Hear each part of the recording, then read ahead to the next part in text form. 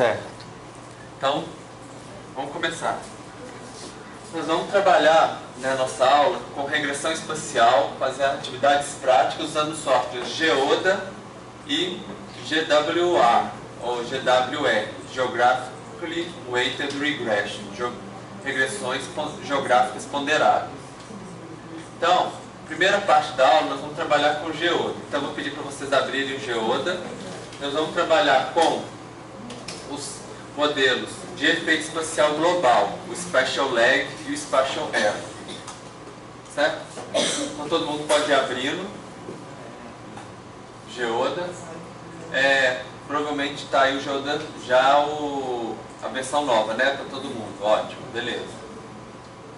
Então, só lembrando para vocês que a referência, tanto das atividades de autocorrelação espacial que a gente já fez nas aulas passadas, quanto a referência para parte de regressão espacial, está nesse livro em inglês, né, um tutorial que chama Exploring Spatial Data with Geoda Workbook.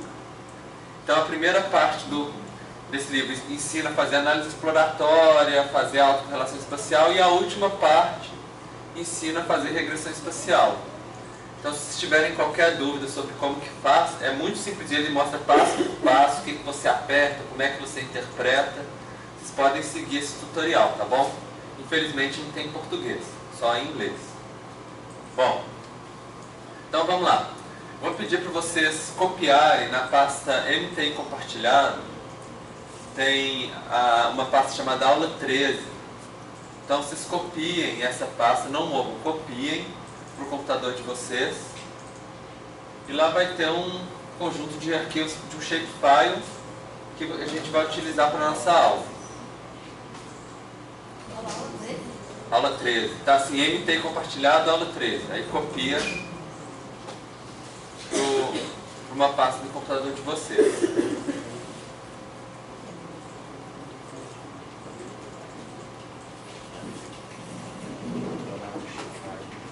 Noite. Bom, vamos lá. Abrir o Geoda e na pasta MTI compartilhado tem uma pasta chamada aula 3, vocês copiem.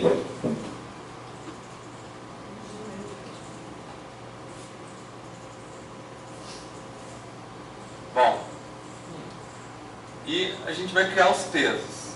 Não tem nada de novo, mas eu vou pedir dessa vez para a gente criar uma ordem de contiguidade 2. Tá? Porque eu fiz um teste, a ordem de contiguidade 2 funciona melhor. No trabalho de vocês, sempre sugiro isso, vocês testem qual a ordem de contiguidade, se inclui as subordens e ver qual que é o que vai dar maior autocorrelação espacial nos dados de vocês. Esse é para adicionar uma variável ou essa variável que está selecionada já existe? Essa daqui é a do ID do IBGE. Ele provavelmente já existe aí. Vocês podem selecionar. A ideia de colocar o ID sempre tem que ser uma variável numérica que não se repete no seu arquivo, na sua tabela. Então a gente, por convenção, usa ID IBGE, porque aí fica mais fácil depois a gente descobrir qual que é. A gente está sempre usando essa variável como ID. Então, contiguidade de rainha, ordem 2 e manda criar, né? Depois vocês gravam um arquivo em algum lugar, provavelmente mesmo na pasta onde está o shapefile de vocês. Deu um aviso. Deu um aviso. Neighborless observation. Isso aí é normal mesmo, porque o que acontece? No nosso shapefile tem alguns elementos que não tem vizinhos. Então, para esse, você não consegue utilizar o termo de regressão espacial, mas não tem problema. Então, quer dizer, todos os vizinhos em relação àquele termo vão ser zero, né, na matriz de proximidade. Mas isso não atrapalha o nosso modelo de regressão, não. Só vou lembrar para vocês que normalmente a maioria dos grupos está usando contiguidade, os pesos. Se alguém utilizar o critério de vizinhança baseado na distância, é importante utilizar a variável de distância, não dos n vizinhos mais próximos, porque senão depois alguns modelos espaciais podem dar problema. Principalmente o GWR, quando for utilizar depois. Então, melhor utilizar ou o de contiguidade ou baseado na distância, tá bom? Então, todo mundo conseguiu gerar? Tem algum problema?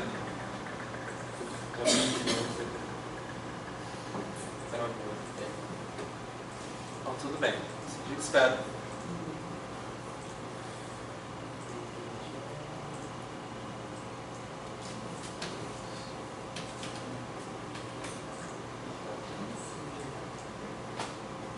Conseguiu? Então tá. Então, vamos seguir adiante.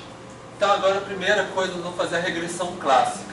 Ou seja, regressão múltipla, regressão linear múltipla, né? Global. O que a gente faz? Vai em Regression, no menu Regression e opção Regression, no Geoda, aí vai abrir essa telinha aqui, a tela da regressão. O que a gente vai escolher? Na variável dependente, o consumo, e nas variáveis independentes, né, a gente vai colocar o AR in the pit e o SQL rede, ou seja, a mesma coisa que a gente fez no SPSS nas aulas anteriores, sobre regressão múltipla. O que vai ter de diferente é que agora a gente vai colocar os pesos, o arquivo de peso que a gente acabou de gerar. Que aqui eu coloquei o nome Queen Order 2, mas vocês podem ter dado algum outro nome diferente. Por que a gente vai especificar o peso aqui? Porque ele vai fazer aqueles testes de autocorrelação dos resíduos, multiplicadores de Lagrange, para a gente ver se vale a pena utilizar um modelo espacial. Mas a gente vai selecionar o modelo clássico. A gente não vai interpretar tanto essas informações extras, mas vocês podem colocar. Vai sair tudo no resultado, não tem problema não. E manda rodar. Assim que rodou, depois que rodou, a gente vai também gravar os resultados da nossa regressão na nossa tabela, do nosso mapa. Então, assim, depois que rodou, vai aparecer essa figurinha verde aqui, o quadradinho verde. Aperta Save to Table e manda gravar as duas variáveis. Uma é o valor predito e a outra é o resíduo.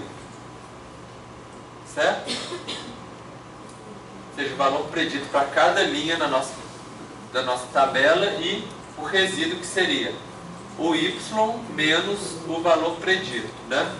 A diferença entre os dois. Todo mundo conseguiu fazer? Direitinho? Então vamos lá. Eu quero que vocês abram agora os resultados. Quando vocês apertaram Run, apareceu essa tabela aqui, não apareceu? Essa janelinha? Então vamos interpretar quais foram os resultados da nossa regressão. Primeiro, o R ao quadrado é R squared, aqui, ele deu 0,53. O que isso significa?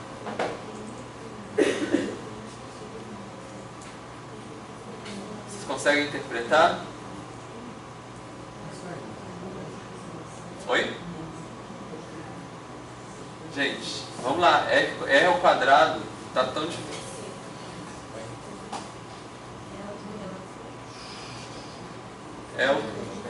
Vamos lá. R ao quadrado é o tanto que o nosso modelo consegue explicar da variável y, certo? Isso. E o R quadrado ajustado, ele causa uma penalidadezinha de parâmetros, exatamente. Bom, algo que a gente já comentou na aula passada é esse aqui, o Archaic Info Criterion, critério de informação de arcaico. Por quê?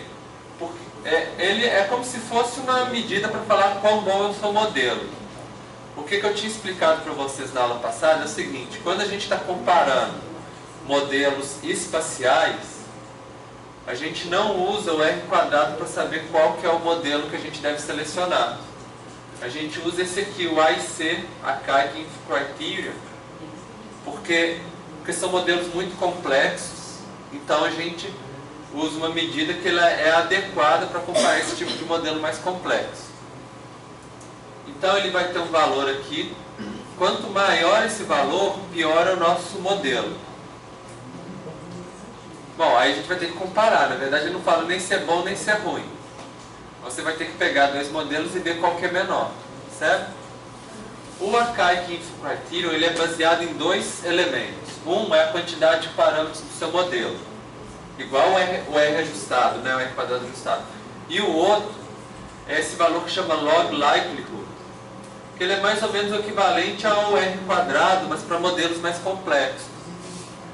E ele é o seguinte, quanto maior, melhor. Então aqui está um valor negativo, né? Menos 16.959. Se tiver um valor menor, tipo menos 15.000, significa que o outro modelo vai ser melhor.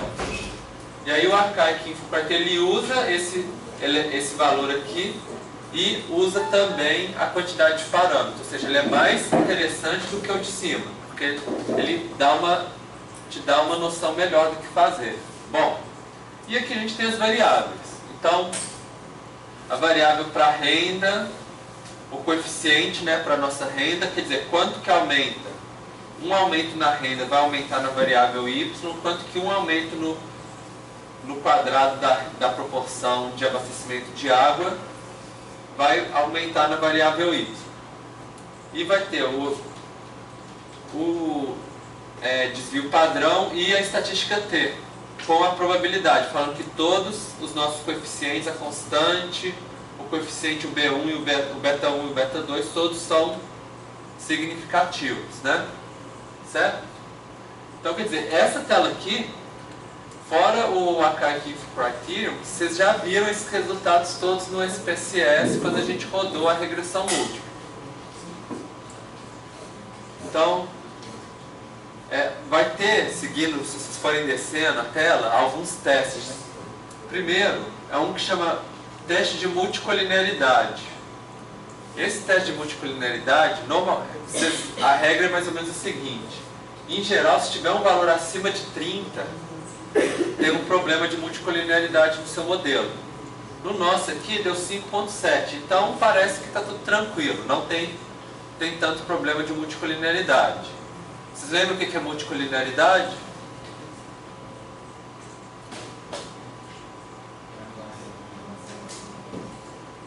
É uma relação de uma variável com a outra, quando uma Para ver se alguma variável interfere na outra. Isso, se as variáveis preditoras, né, que você usa como x, elas estão muito relacionadas, tem uma relação muito alta, a sua regressão pode ficar instável. Então, aqui está falando que não tem tanto problema em relação a isso. E tem um teste de normalidade dos erros, para ver se os erros estão distribuídos normalmente. No caso, a hipótese nula é que a distribuição é normal. Só que o nosso teste, o valor P deu significativo. Então, o que isso significa? Rejeita a hipótese nula. Rejeita a hipótese nula. Então, os erros não estão distribuídos normalmente. É um problema da nossa regressão. Outros testes que foram feitos é o teste da heterossedasticidade. Vocês lembram o que é a heterossedasticidade? Oi?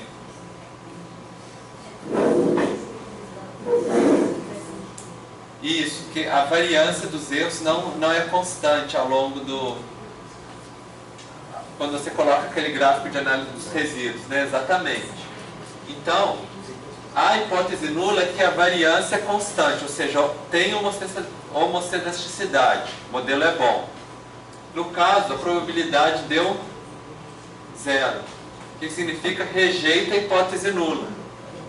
Então, quer dizer, tem problema de heterossedasticidade no nosso modelo. Então, assim, todos esses testes, esses 3 testes são de heterossedasticidade. Deu significativo nos 3 testes, certo? Bom, e a outra tela que é importante a gente ver é justamente a questão da multicolinearidade, da autocorrelação espacial dos resíduos. Então, o que fez? Pegou os resíduos, calculou a autocorrelação espacial, certo? Então, índice de Moura dos resíduos, 0,32. Quer dizer, fez o teste de pseudossignificância, deu um valor 45, que deu a probabilidade zero, ou seja, altamente significativo. Então, quer dizer, os nossos resíduos estão com autocorrelação espacial. Então, fez os testes de multiplicadores de Lagrange. Primeiro, o teste para o Spatial Lag. Deu esse valor, 2.361, a estatística teste, e deu significativo. O que isso vai significar, então? A gente vai usar, mas a gente tem que comparar com outro primeiro. Tem que comparar com outro, mas significa que se eu usar o Spatial Lag, o meu modelo ele vai melhorar, certo? E se eu faço o teste de Lagrange Multiplier, de multiplicador de Lagrange para o Spatial Error, desse valor aqui. O que isso significa? Infinito, ou seja, tão grande o valor que não consegue guardar na memória do computador. Então, quer dizer, deu maior do que o Spatial Lag, né? E significativo, com certeza. Então, parece, se eu tivesse só esses dois, pode parecer que esse aqui talvez melhore mais o nosso modelo, porque deu um valor mais alto, né? Mas, lembrando para vocês que tem um fluxograma para você decidir. Primeiro, você vê o teste de Lagrange para o Error e para o Lag. Se os dois forem não significativos, mantém usando a regressão convencional. Se um deles for significativo, se o LM Error for significativo, use o Spatial Error. Se o LM Lag for significativo, use o Spatial Lag. Se os dois forem significativos, o que a gente faz? Vê os indicadores robustos. Então, o que a gente vê aqui? O indicador robusto do Spatial Lag deu 202 significativo. O indicador robusto do Spatial Error deu infinito, de novo. Ou seja, dessa vez até muito maior do que o outro, que deu só 202. E os dois eram significativos. Então, o que acontece? Como os dois foram significativos, o ideal é você testar os dois. Provavelmente o Spatial Error vai ser melhor, mas convém a gente testar os dois, isso que a gente vai fazer na nossa aula agora. Outra coisa, como a gente gravou os resíduos na tabela, a gente pode fazer a análise exploratória dos nossos resíduos no Geoda. Então eu vou pedir para vocês para gerar o histograma de resíduos. Então vocês vão lá fazer a análise, vocês mandam gerar o histograma. Vocês sabem fazer isso, né? Mas de qual variável? A variável vai ser a dos resíduos. Essa aqui que a gente... Vou voltar aqui atrás. Aqui, ó. OLS residuo. Tá vendo? Certo? E lembrar que se a gente selecionar alguma área aqui no nosso histograma, ela vai aparecer, vai ficar mais aparecido no nosso mapa. Então eu vou pedir para vocês selecionarem os valores mais altos dos nossos resíduos, certo? E olharem no mapa onde que está, onde que aparece. Viram que onde que apareceu? Quer dizer, principalmente na parte noroeste de São Paulo, né? Norte-oeste de São Paulo, e em alguns outros lugares, principalmente também algumas capitais também, né? No Brasil. Então, mantendo isso selecionado, por exemplo, se você quiser salvar os resultados, por exemplo, para verificar as observações, você pode colocar assim, Table Save Selection, por exemplo. Aí você vai criar uma variável que é nesses resíduos que foram muito altos, para você quiser fazer alguma análise posterior. Bom, mantendo eles selecionados, eu vou pedir para vocês fazerem um diagrama de dispersão do resíduo pela renda per capita. para começar. Vamos fazer alguns diagramas. Resíduos por renda per capita. É OLS resíduos, exatamente. Conseguiram? Era para ficar assim? Era mais ou menos para ficar assim. OLS resíduo aqui em cima e renda per capita aqui no horizontal. Isso, exatamente. OLS resíduo no Y e renda per capita no X. Conseguiu fazer? O renda per capita sem o A na frente, não?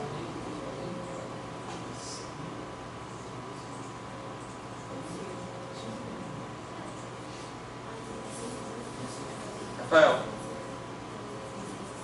Não está dando esse gráfico. Oi? Não está dando esse gráfico. Não tá dando? O meu deu um pouco diferente, mas É acho porque você não selecionou os mesmos dados na. Isso. pode ser isso. Eu selecionei todos até o roxo. Tipo, o roxo ficou de fora só. Isso, exatamente. É, mas o meu fica, eles se cruzam, as linhas. As linhas se cruzam. Mas é o resíduo. Deixa eu olhar, vamos ver. Agora deu uma alterada, ficou igual. Eu selecionei todos os primeiros. Isso. Aí eu coloquei Ah, sim. É que aí você selecionou o roxinho. O último roxinho não vai. Isso. Não, não. Não. Certo. Então tá. Todo mundo conseguiu então? Então tá. Vamos lá. O que vocês conseguem perceber aqui? A gente vai começar a fazer a análise de como que o nosso resíduo se distribui em cada variável. Então o que a gente vê é que como que a renda vai aumentando, né? Os nossos resíduos maiores, eles estão dentro de um valor entre 300 de renda e 1.100 de renda. Ou seja, quer dizer que as cidades onde tem maior renda per capita, elas estão conseguindo ser... O nosso modelo tem uma boa previsão. Mas algumas cidades onde tem, que estão aqui no miolo, né, elas estão saindo um pouco do que a gente consegue prever. Agora a gente vai fazer um outro, que é o do resíduos pela rede ao quadrado. Isso. É o resíduos, o LS resíduos, só que aqui a gente vai modificar, em vez de ser a renda per capita, vai ser aquele SQR rede, né? Que é a cobertura de rede ao quadrado. Certo? Então, o que a gente pode perceber também? Que, apesar de estar mais bem distribuído, esses valores que com maior resíduo, eles não abrangem os municípios que têm baixa, que tem mais baixa cobertura de rede, certo? Só a partir de uma determinada taxa de cobertura de rede. Então agora a gente vai fazer um outro, que é o resíduo pelo predito, OLS resíduo ou OLS predict, certo? Que no caso seria o consumo de água, a nossa variável que a gente está tentando prever.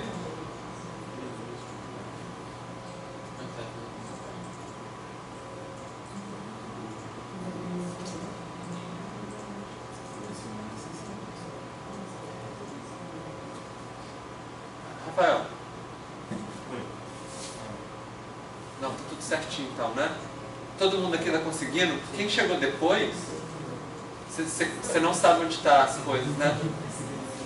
Então eu vou te passar. Tem a pasta que chama MTI compartilhado. Ela me falou, já vi, só que aí eu não sei por onde começar. Não, tudo bem, a gente já vai terminar aqui, já vai passar para a nova regressão. Aí você já abriu, não abriu? Então você pode ir acompanhando aqui na tela, daqui a pouco você vai fazer. Você vai criar primeiro uma matriz de vizinhança. Você lembra como que cria a matriz de vizinhança? Então cria com a Queen, que é rainha, com contiguidade de ordem 2, tá bom? E grava. Beleza. Então vamos lá. Que eu vou só mostrar para você. Opa. Aqui, ó. Queen, contiguidade de ordem 2, tá bom? Então tá, vamos lá. Então, a gente está aqui nesse gráfico aqui, o que a gente vê? Que também está dentro de uma certa faixa de consumo onde está o erro da gente. Os municípios com maior erro. Seria mais ou menos entre 10 e 50 litros de consumo de água por habitante, mililitros de consumo de água por habitante dia, né? Bom, então esse tipo de análise vocês vão poder fazer para os dados de vocês também.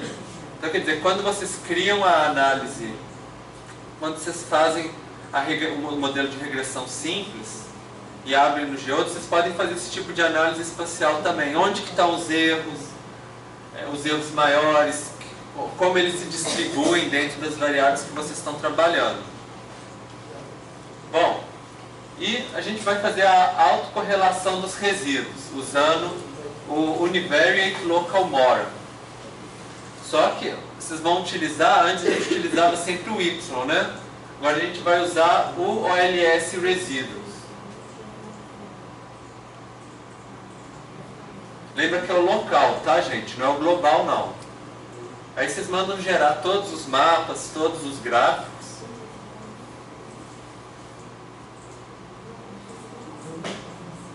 Conseguiram fazer? Então provavelmente o Lisa Maps de vocês deve estar mais ou menos assim, em vermelho. Seria alto resíduo e os vizinhos são, o resíduo é alto. E em azul, baixo, os resíduos seriam negativos, né? E os vizinhos também negativos. Então vocês veem que existem agrupamentos espaciais em relação aos nossos resíduos, certo? E o índice de Moro, né, vocês já viram no resultado da regressão, mas deu aqui 0,32. Bom, então a gente já consegue ver isso, que os nossos resíduos não são independentes espacialmente. Agora a gente vai fazer a regressão Spatial Error, para ver se a gente consegue resolver esses problemas. Então vocês vão lá em Regression de novo, no menu. Vai abrir a tela de vocês, né? Vocês vão colocar de novo as mesmas variáveis, consumo, renda per capita, renda ao quadrado, colocar o peso aqui, né, de cainha de ordem 2 que vocês geraram, mas agora vocês vão selecionar aqui Spatial Error. E pode selecionar as duas opções aqui de informação para sair de vocês e mandar rodar. Certo? Mandou rodar, depois manda salvar o resultado na tabela. Agora nós vamos ter 3 variáveis diferentes. Ter o valor predito, o resíduo e o erro de predição. Por que tem 2 resíduos? Vocês lembram que eu falei para vocês que o modelo Spatial Error, ele divide o erro em 2? Um é o erro correlacionado, né, e o outro é o erro total. Então esses 2 a gente vai estar gravando aqui. Bom,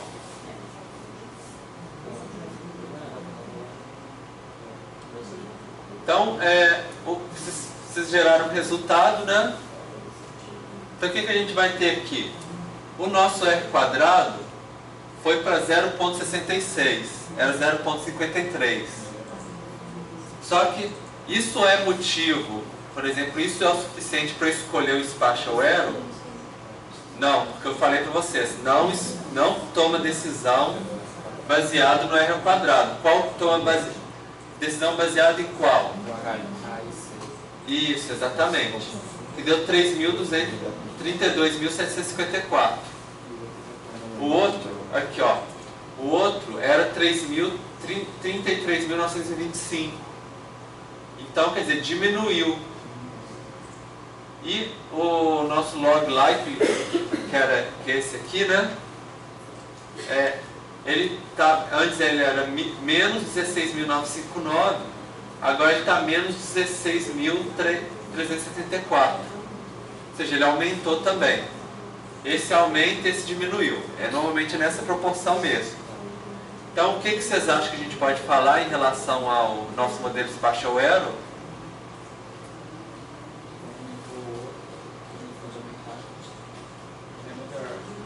Spatial Arrow melhorou. Exatamente. A gente vê aqui também os coeficientes e o valor padronizado dos coeficientes e a probabilidade desses coeficientes. Então, assim, a gente vê que a nossa constante, ela foi... ela não foi significativa. E também porque tem um valor muito pequenininho. Mas a renda per capita, o SQR rede, deu significativo. E o nosso coeficiente dos resíduos, o lambda, ele também deu significativo. Então a gente pode fazer uma comparação como que eram as constantes na regressão simples e na do Spatial Arrow. Antes, o nosso intercepto ele era relevante, agora não é mais, né? A renda per capita, ela era 35, diminuiu para 19. SQR era 39 para 34. Eu estou usando o padronizado, tá bom? Valor padronizado, porque ele ajuda a gente a comparar um com o outro. E criou o lambda, que é 35. Normalmente, o que acontece é isso. Quando a gente coloca um termo a mais na nossa regressão, ele vai roubar um pouco o peso dos outros termos. Okay? Justamente os outros termos vão ser menores, mas eles vão ser mais precisos. Essa que é a ideia. E, bom, o teste de heterocedisticidade continuou sendo significativo. O que significa? A gente continuou tendo problema de heterocedisticidade no nosso modelo. E esse teste de independência espacial é só para falar assim que valia a pena utilizar o Spatial Arrow, porque ele deu significativo. Mas isso a gente já sabia, a gente já fez o teste de Lagrange anteriormente. Bom, então, agora eu vou pedir para vocês para fazer o teste do Univariate Local Mora para o ERRS resíduo. Ou seja, para os resíduos da nossa regressão Spatial Arrow. Lembrando para vocês que quando a gente mandou gravar, todos que tem RRR na frente é o do nosso modelo Spatial Arrow. Deu mais ou menos esse mapa aqui, o do Lisa Maps, de vocês? Então, quer dizer, o que vocês conseguem interpretar desse mapa aqui do Lisa Maps? Comparando com aquele outro, né? Esse aqui. Isso, deu menos agrupamentos regionais, não foi? Uhum. Exatamente. A gente tem às vezes um ou outro pequenininho assim, e muitos desses que é low-high, high-low, né? Que são de bordas, assim, meio misturados. E o nosso índice de Mora? Ele deu menos 0,07. Antes ele era 0,32 na regressão clássica. Ou seja, diminuiu muito, né? A gente pode falar que diminuiu demais a autocorrelação espacial dos resíduos. Então, melhorou a confiabilidade do nosso modelo. Bom, então agora a gente vai fazer o Spatial Lag. Já que a gente resolveu testar os dois, né, e ver o que vai melhorar. Então, mesma coisa, mantém todos os parâmetros, vai em regression, vai no Spatial Lag, em vez do Spatial Arrow, manda rodar. E depois que mandou rodar, salva as variáveis na nossa tabela. Agora elas vão ter esse prefixo lag, LAG. É o predito e os dois resíduos. Ou seja, um é o resíduo considerando só as variáveis e outro é o resíduo considerando o nosso termo que a gente colocou. Então, manda gravar as variáveis e vamos interpretar os resultados agora. O nosso R2 foi para 0,64. O Spatial Arrow tinha sido 0,66, né? E o nosso critério de formação de arcaic deu 32.863. Vamos comparar? Olha só. Regressão simples, 33.925. Spatial Error, 32.654. Spatial Lag, 32.863. Então, qual que é melhor de eu escolher? Spatial Error, exatamente. Esse que é o critério. E o Log Likelihood seguiu um padrão semelhante também. Ele melhorou em relação à regressão simples, mas não melhorou tanto igual do Spatial Error. Ou seja, aquela intuição que a gente teve, olhando o teste multiplicador de Lagrange, de que os testes tinham dado muito mais altos para o Spatial Error, confirmou aqui quando a gente viu os resultados. E aqui a gente vê os coeficientes, né? Só que dessa vez todos os coeficientes eram positivos e tem um aqui que chama WA consumo. Esse aqui é justamente o coeficiente para levar em consideração o valor do Y dos vizinhos. Então assim, se eu tiro a média dos vizinhos, né? E eu vou multiplicar cada aumento de um nos vizinhos, eu vou aumentar 0,46 na minha variável Y. Então, a gente vê aqui, ó, a nossa variável espacial, né, no Spatial Lag, o renda pitch, que era 35, baixou para 20, o SQR rate, que era 39, passou para 36, e a nossa variável espacial passou para 31. Quer dizer, mais ou menos a mesma coisa que aconteceu, só que aqui é interessante que aumentou a constante aqui, né? Mas isso é uma particularidade do modelo. Bom, e lembrando que são coeficientes padronizados, aqui que a gente está utilizando para ver a importância entre eles. Qual que é mais importante? Bom, então, para salvar os resultados da tabela no Shapefile, a gente vai em File e Save.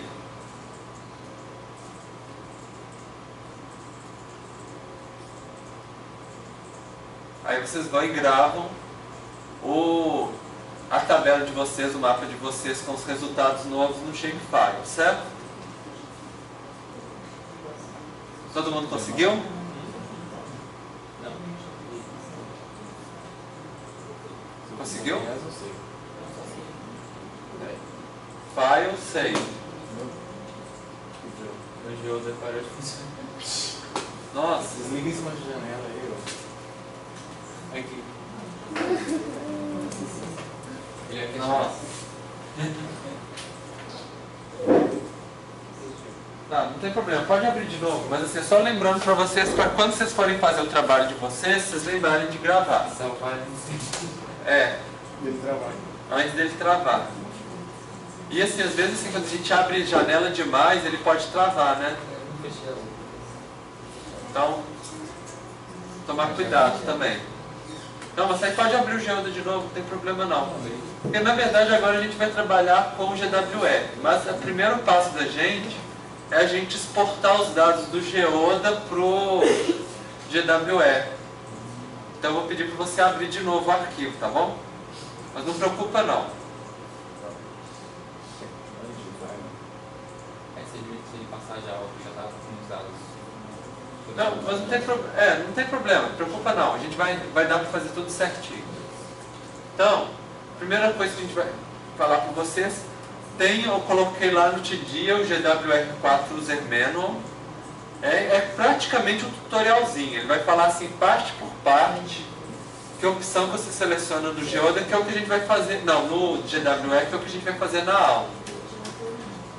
Então, se vocês tiverem alguma dúvida depois sobre como que executa os dados de vocês podem olhar nesse manualzinho, que ele é bem simplesinho, bem passo por passo, que aí vocês vão conseguir fazer no trabalho de vocês.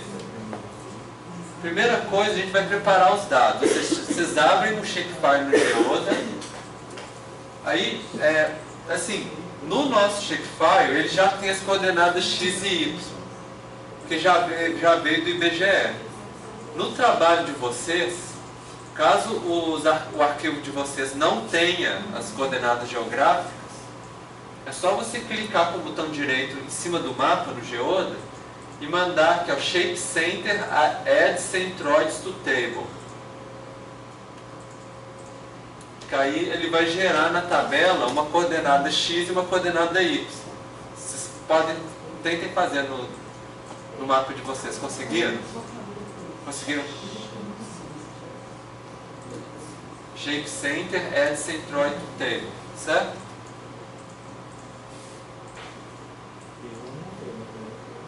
Aí vocês podem olhar na tabela de vocês que criou uma coluninha com X e com Y. Bom, então essa daqui, né? Que gerou na tabela de vocês. Aí, depois vocês vão em Shape Center Save Centroid. Que aí vai salvar as alterações em um novo arquivo, né? Todo mundo conseguiu?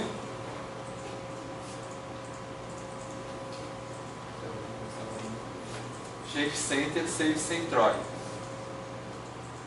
Conseguiram? Então, Shape Center Save Centroid, então vocês vão mandar. Agora eu vou pedir para vocês, para não gravar um shapefile não, eu vou pedir para vocês gravarem um arquivo CSV. Tá bom?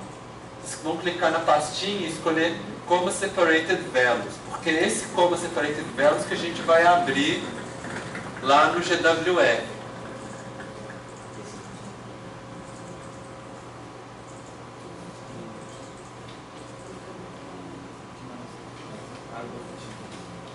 Então, vocês conseguiram?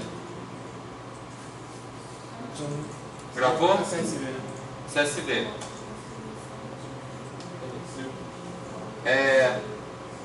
Então agora a gente vai abrir o GWR. Podem procurar no computador de vocês o GWR. Uma coisa que a gente precisa fazer antes de abrir o GWR, eu vou pedir para vocês olharem no computador de vocês. Vocês vão em painel de controle no Windows, no iniciado Windows, e vão olhar se o separador de número decimal está como ponto. Porque se o separador de número decimal do computador de vocês estiver como vírgula, aí pode dar problema no GWR. Então vocês sabem olhar? Todo mundo sabe olhar? Aqui, eu posso até mostrar aqui para vocês. Vem aqui, né? Vai no painel de controle, vai ter relógio, idioma, região, alterar formato de... Aqui configurações adicionais, e aqui vai ter personalizar formato. Todo mundo chegou lá? Sim. Aí vocês vão olhar aqui, ó, no símbolo decimal, se está como ponto. Então vocês vão colocar como ponto, e aí o separador de agrupamento vocês podem colocar como vírgula aqui embaixo. Certo? Ponto e vírgula. O de cima vai ser ponto, de baixo vai ser vírgula. E vai, aperta OK. E OK.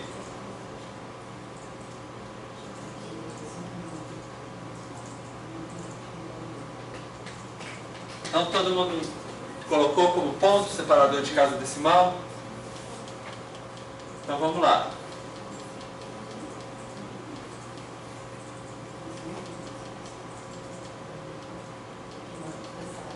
Então aí depois que mudou para ponto, aí vocês abrem o GWR e vão abrir aqui o arquivo CSV que vocês gravaram. Quando vocês clicarem aqui, vocês podem clicar aqui em Open.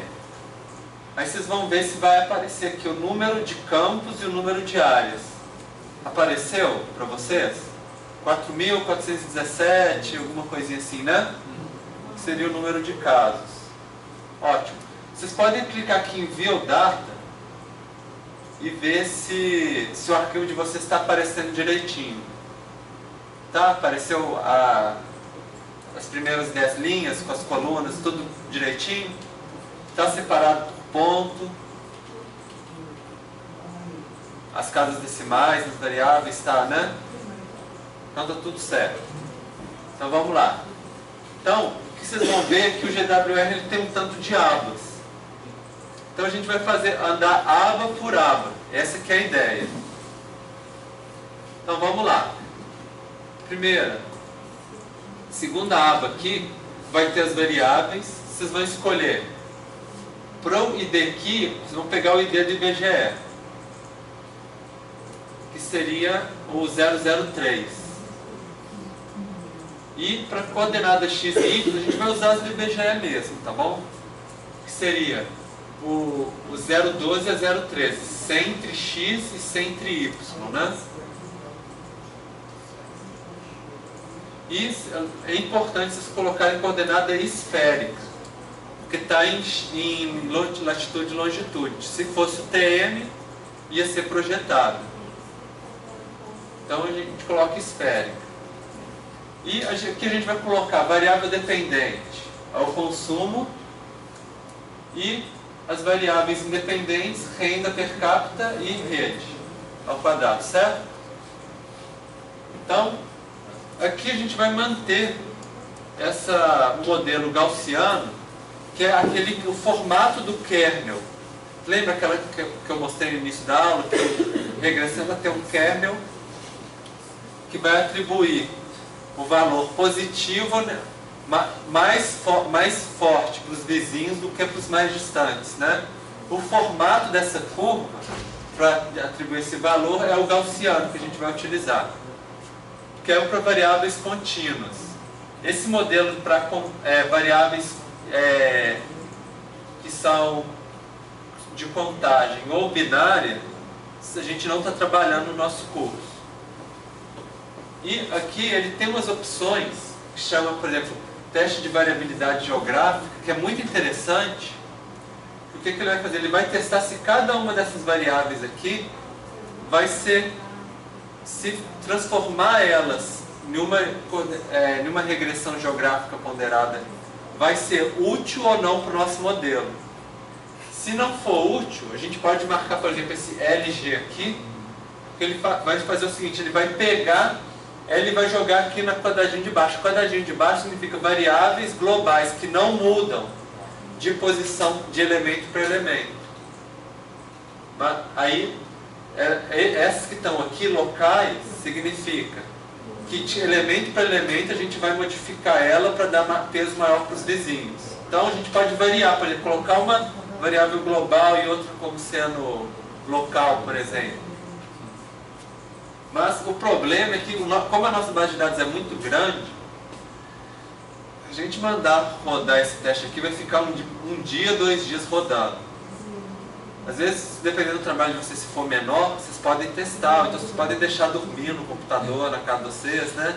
Mas para a nossa aula não vai dar. E, bom, aí vocês selecionaram direitinho, né? Vamos para a aba número 3, que é o nosso kernel. A gente vai escolher esse kernel aqui, adaptativo by square, que é o padrão. Não existe um critério para falar qual que é melhor.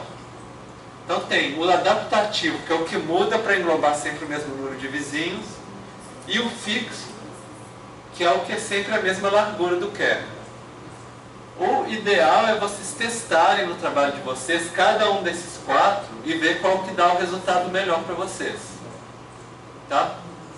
Vai depender da estrutura espacial da autocorrelação no trabalho de vocês. E a gente vai escolher o Golden Section Search. O que é isso? Ele vai escolher qual que vai ser a largura ideal para o nosso modelo. Ele vai testar várias larguras do nosso kernel e ver qual que encaixa melhor no nosso modelo, que vai melhorar a capacidade de predição. O Golden Section Search, ele tem um critério para tentar assim, encontrar mais rapidamente qual que é a largura ideal. É mais rápido, mas é menos confiável. Aqui no Interval Search, ele vai testar todas as larguras possíveis. Mas aí demora demais. Então a gente vai escolher essa daqui. Depois eu vou mostrar para vocês como é que funciona. E eu também posso, se eu já sei, eu posso escolher aqui e escrever o Single Bandwidth. Aí nesse aqui eu poderia já escolher qual que é. Mas como a gente ainda não sabe, a gente vai mandar ele calcular. Outra coisa interessante nessa tabela é que a gente pode mandar aqui calcular a distância entre x e y. Vocês podem clicar em Calculate. Então, é importante, assim, deu esse valor 4.700, 4.262? Deu? Não deu, mas eu acho que não tem todas. Eu posso dar uma olhadinha? Só para conferir?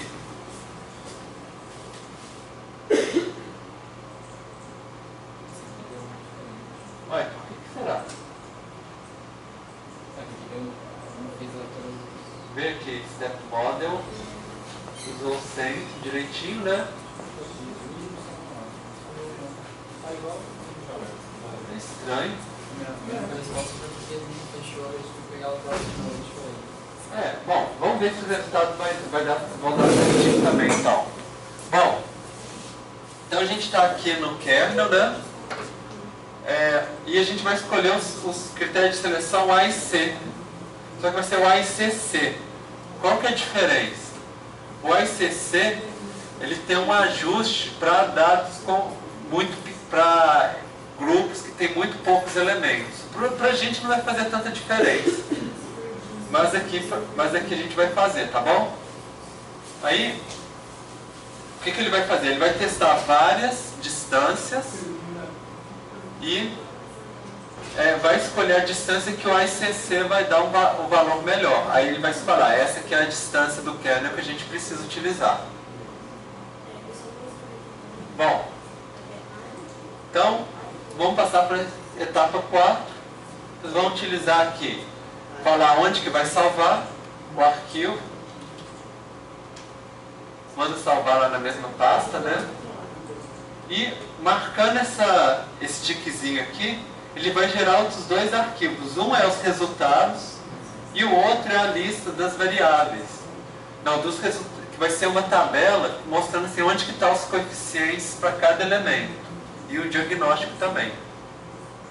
O GWR ele tem uma função que a gente não vai utilizar aqui, que ele consegue, com base no nosso modelo de rede, ele consegue prever onde que vai ser os valores em outros pontos, se a gente quiser. Mas a gente não vai utilizar essa opção aqui. Então, vem aqui em executar e executa a regressão.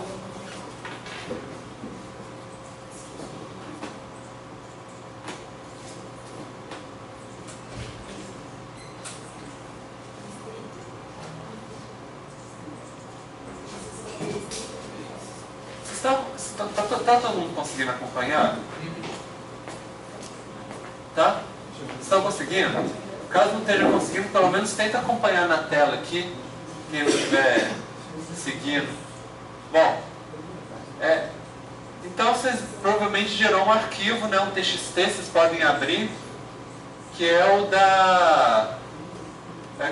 ele vai abrir aqui no meio, né? Da tela. Travou? Sério? Nossa. Eu fui tentar dar um passo, né? Saiu o resultado, mas saiu. Travou? Eu acho que eu vou fechar. Não, travou não, gente, travou não. Deixa que não, tá. É porque demora uns 5 minutinhos para dar o resultado. É pesado. Então eu vou fechar de outra.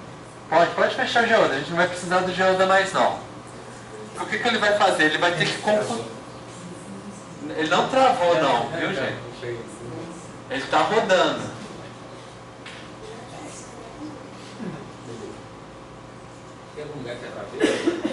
Vocês podem ir vendo assim que daqui a pouco a tela vai mudar um pouquinho o texto. Não mudou? Acho que foi. Não, mas demora. Depois. Eu não está respondendo. Não, agora acho que o meu foi, ele parou. Você dá um output para abrir porta, né? Para salvar, né? Para salvar. Qualquer lugar na Isso, o output você vai escolher o lugar onde você vai salvar. Aí vai salvar esse arquivo e mais outros 2 arquivos. Um com os resultados e outro com a lista dos coeficientes para cada caso, né? Então, tá rodando ou travou mesmo? O meu travou mesmo. Travou. Meu Deus, Sério? tá respondendo. 17 Deixa ele aí que ele... Pelo menos normalmente... O seu já saiu o resultado, não saiu? Gente, como a gente não está com tanto tempo, eu vou pedir assim para eu já ir adiantando, aí vocês acreditam que vai sair o resultado. Ó, primeira coisa, ele vai falar assim, as opções que você selecionou, ele vai listar. Golden Search, quantos coeficientes, seleciona essa opção sim ou não, e quais são as variáveis que você está utilizando. Depois, ele vai mostrar os resultados. Então, o que a gente vai ter? Primeiro, da regressão global. Quer dizer, não espacial. Então, a gente vai ter um valor que é o clássico AIC e o AICC, né? Então, vocês veem que o AICC deu 33.927. Mesma coisa que no Geoda. O meu continuou como verde. Mesmo modalidade, continua aqui como verde, igual isso aí. Pode ter sido problema, viu? Bom, mas então vamos manter aqui, porque aí a gente vai seguindo aqui. Não tem mais nada para gerar não, é mais para a gente interpretar agora. Então, a gente vai ter o AICC, vai ter aqui aquele cálculo log likelihood, mas ele multiplica por -2. Só para dar um valor parecido com o AIC. Mas assim, a ideia também, caindo como multiplica por -2, quer dizer, quanto menor, melhor que vai ser. O R ao quadrado deu 53, igual no Geoda, né? O ajustado, os parâmetros estimados, só que o GWR ele não calcula se é significativo ou não, ele tem essa limitação. Então, provavelmente deve ter entrado nesse tipo de saída de vocês também. O que significa esse processo, esse texto aqui? Ele ia gerando linha por linha, ele vai testando qual que é a largura do kernel. Então, primeira coisa, ele divide. Ele testa 4 larguras diferentes e calcula o AIC para cada uma delas. Com base nisso, ele fala assim, olha, o meu melhor AIC parece estar entre essas duas aqui. Aí ele começa a testar. Então ele vai testando 4, por exemplo, larguras dentro desse intervalo. Aí vê onde que parece que está melhor. Aí procura mais 4. Aí vai até ele encontra uma que fala assim, ó, aqui foi o melhor que eu consegui encontrar. Aí foi 164 quilômetros, né? A largura do nosso kernel, certo? Que aí deu o AICC de 32.036. E aí, agora, o resultado da nossa regressão geográfica ponderada. Então, o nosso AICC deu 32.036. Na regressão global era 33.927. Então, vocês veem que melhorou, né? E o nosso R quadrado deu 0,72. É o melhor que a gente já conseguiu até agora. Bom, e aqui ele vai, também descendo a tela, ele vai mostrar os seus coeficientes. Então, os coeficientes eles variam, né? Para cada elemento, mas ele dá para você qual que é a média, qual que é o desvio padrão, qual que é o valor mínimo, o valor máximo de cada coeficiente ao longo do mapa, qual que divide em quartis, né? Quer dizer, a mediana, quanto que está nos primeiros 25%, nos outros 25%. Então, quer dizer, ele te dá uma ideia de quanto que está variando os coeficientes. Bom, aí uma dica, ele deve ter gerado um arquivo CSV, né? Esse arquivo CSV é possível, às vezes ele gera como ponto, às vezes ele gera como vírgula, depende do computador. Se ele tiver como vírgula, ele pode estar assim, tanto separar a coluna com vírgula, quanto separador decimal como vírgula. Se tiver isso, a gente tem que usar uma dica, que é o seguinte, você vai abre no bloco de notas, me manda substituir vírgula e zero, não, desculpa, vírgula, espaço por ponto e vírgula. Porque esse vírgula, espaço é o que separa as colunas. Aí vira um ponto e vírgula. E aí depois você pode substituir a vírgula sozinha, que sobrou, que é a que está separando as casas decimais, por ponto. Na verdade, assim, no quanto G você escolhe, né, se você quiser, qual que é o separador decimal. Então, a ideia é você conseguir diferenciar, porque se ficar vírgula tanto no separador de coluna quanto no separador decimal, você não consegue abrir no quanto G. Então você tem que primeiro transformar o separador de coluna para depois transformar o separador decimal. E, bom, aí os resultados é mais ou menos esses aqui. O que a gente tem? Primeiro, ele dá uma numeração para cada um dos... Vocês poderiam abrir aqui, ó.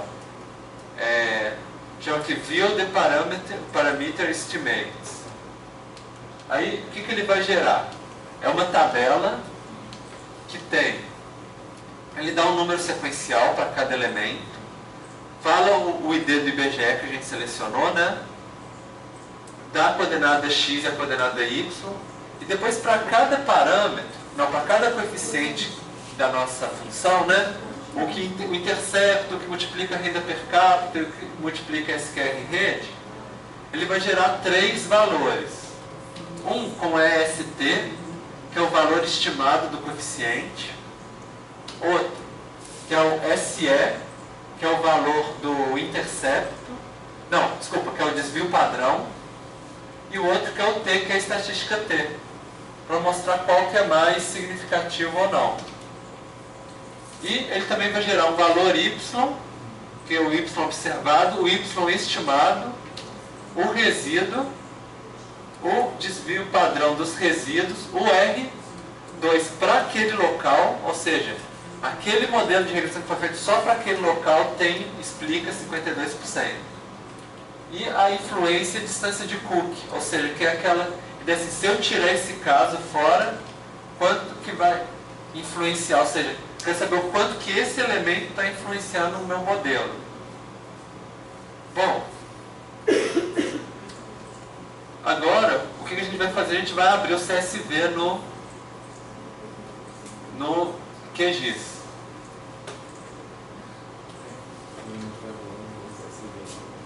Não, aí vocês podem fazer junto, pode sentar junto.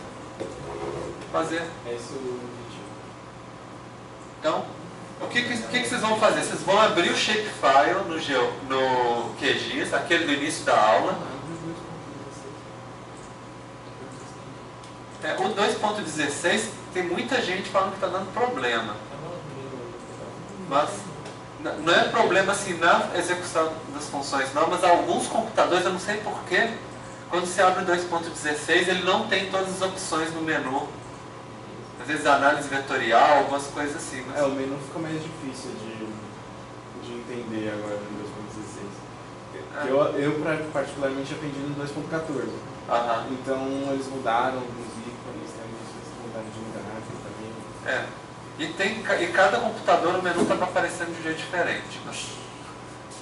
Então pode ser um errinho, né? Um problema do... Já lançaram o 16.1, mas aí fica pedindo o pessoal da informática para instalar em todos os computadores toda vez, eles vão me matar, porque eu já mandei Geoda, o QGIS, um outro que é para uma outra disciplina, então tem que colocar, agora só para o semestre que vem, não para o quadrimestre que vem. Bom, então vocês vão importar o arquivo CSV e mandar fazer a união dos resultados, fazer a união, né? No CSV é bom... Ali, ó, tá vendo a vírgula? Isso, vocês vão aqui nessa vírgulazinha, né? Aqui, para importar o arquivo CSV.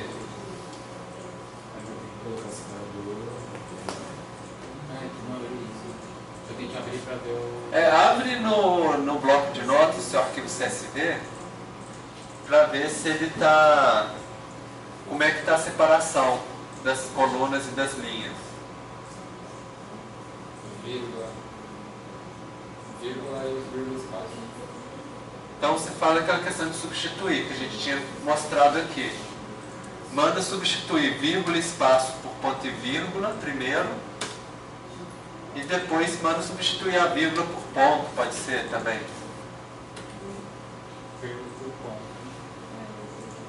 Então apareceu que agora as colunas são separadas por ponto e vírgula e outra por ponto. Aí você consegue fazer a importação direitinho. Na hora que você mandar importar no QGIS, você vai escolher delimitadores personalizados e colocar como sendo ponto e vírgula.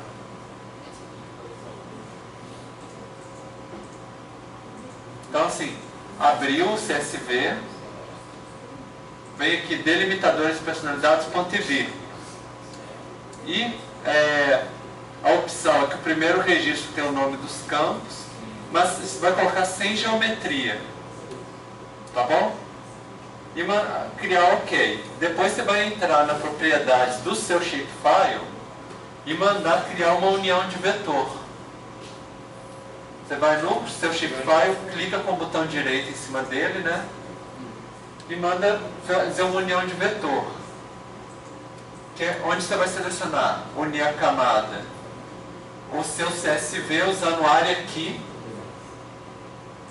com o ID do IBGE.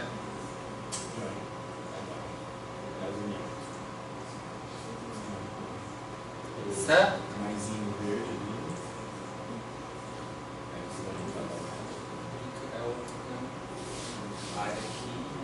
O ID do IBGE. Isso. Aí, só uma dica assim, para colocar o prefixo, mudar o prefixo para poucas letras, porque senão pode ter problema na hora de importar, porque só dá até 8 caracteres, tá bom? E aí pode clicar em OK e aplicar, né? Então, agora eu vou pedir para vocês para a gente começar a fazer uns mapas. Então, você entra também na tabela, vai em estilo, escolhe graduado, só que o primeiro eu vou pedir para vocês o que chama resíduos padronizados, que é o...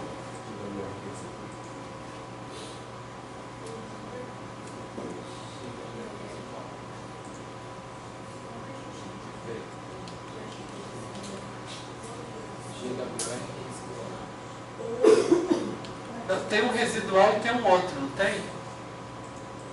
Tem o GWR aqui. Deixa eu olhar aqui para você. Você consegue abrir?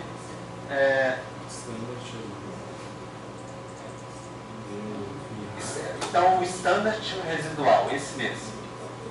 Esse, para dar o valor de desvio padrão, é mais fácil de interpretar. Aí, no símbolo, eu vou pedir para vocês tirarem a linha envolvente. Vão clicar aqui em mudar. E para tirar fora a linha que envolve o símbolo, tá bom? Certo. Então, método de cor de declividade, vou mandar gerar em quantil, tá? Para ficar a mesma quantidade de elementos para cada cor e colocar 5 classes e mandar classificar, né?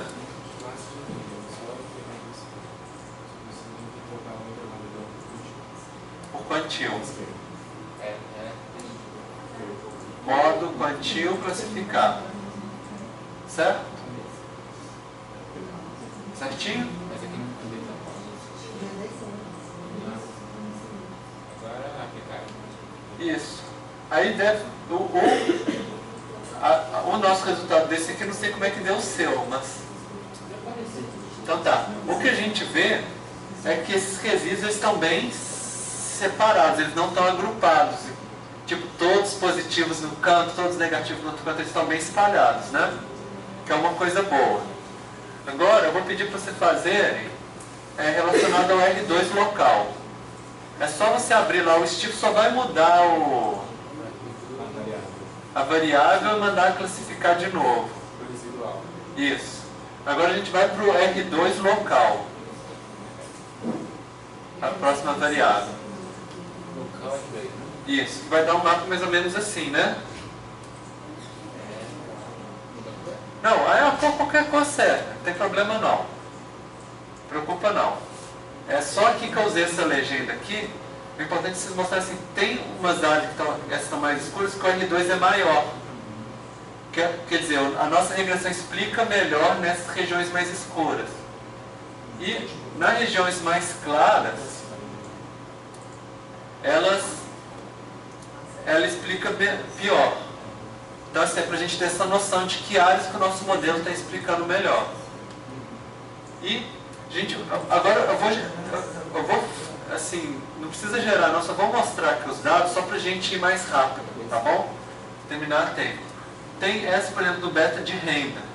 Então, quer dizer, tem os valores mais baixos, onde a variação na renda varia pouco o consumo de água, e os valores mais altos, onde a variação da regiões onde a variação na renda aumenta mais o consumo de água. Então a gente vê essas diferenças aqui no mapa, né? E a gente pode também mapear a estatística T do coeficiente, por exemplo, do beta da renda. Então o que ele vai mostrar? Aqui eu coloquei 1,96, mas é meio arbitrário, porque ele não calcula para a gente a significância, né? O GWR. Mas a gente consegue mostrar quais regiões do mapa parece que é mais significativo, tem mais chance de ser realmente correto, e para quais que pode ter sido gerado ao acaso, né? Então a gente consegue ver aqui no mapa quais áreas que a gente estaria mais seguro que a nossa regressão é boa. Bom, para a rede, mudou completamente as áreas onde a rede explica mais, né? A mudança na rede aumenta mais o consumo de água. Vocês veem que é essa região aqui principalmente. E a gente pode também ver a questão da significância, como é que ela é bem mais significativa no país inteiro, só em algumas regiões do Nordeste que não é significativo. E agora a gente faz a comparação geral. A gente pegou o valor do AIC no GWR e compara com os outros modelos. E viu que ele ficou melhor, né? Bem melhor. Então, a princípio, a gente poderia escolher o GWR para o nosso estudo de caso aqui. Essa que é a ideia. Para o trabalho de vocês, a mesma coisa. Pareceu que tem autocorrelação dos resíduos, testa os modelos, vê qual que tem o AIC menor e fala assim, esse aqui foi o selecionado para explicar os nossos dados. Essa que é a ideia. Então, assim, normalmente, se o nosso mapa tiver uma autocorrelação global, mas ela for mais ou menos a mesma para o mapa inteiro, normalmente esses modelos vão ser melhores. Se a autocorrelação ela muda ao longo do mapa, ou seja, você tem agrupamentos muito específicos, aí normalmente o GWR vai ser mais eficaz. Bom, é isso. Agora sim, próximos passos. No sábado de manhã, a gente vai ter aula sobre análise de agrupamentos. E semana que vem, nós vamos ter 2 aulas de assessoramento. Então, vocês vêm, eu vou estar aqui para vocês terem esse tempo para fazer o trabalho de vocês. Então, assim, vocês fazem os ajustes que a gente conversou na apresentação de vocês. Depois, a gente vocês vão aplicar a regressão espacial e, se der tempo, a análise de agrupamento também para o trabalho de vocês. E depois, na semana seguinte, é a apresentação do trabalho final já e entrega dos trabalhos. Então, assim, já estamos correndo para o final da disciplina mesmo, né? Então, assim, quem não puder vir no sábado de manhã, eu vou colocar uma atividade de reposição, mas quem puder vir, eu aconselho vir. Porque depois também para você fazer por si mesmo, ter que aprender sozinho, ter que fazer as atividades, às vezes é sempre um pouco mais difícil, embora eu estou tentando estimar a mesma quantidade de horas. Tá? E, bom, eu acho que mais ou menos isso vai ser aqui mesmo em São Bernardo do Campo, então já conversei também com o pessoal do diurno, então tá combinado certinho. Vocês estão com alguma dúvida relacionada disciplina, matéria. A única pergunta é por que o bagulho parou de funcionar. Olha, isso às vezes acontece, viu? É pesado, né? Mas aí tem que tentar de novo. Não tem jeito. Agora vai explicar para o pessoal de fora que não é para usar o seu produto. Bom. Tá certo. Então, obrigado, gente. Então, até. Obrigado a você, professor.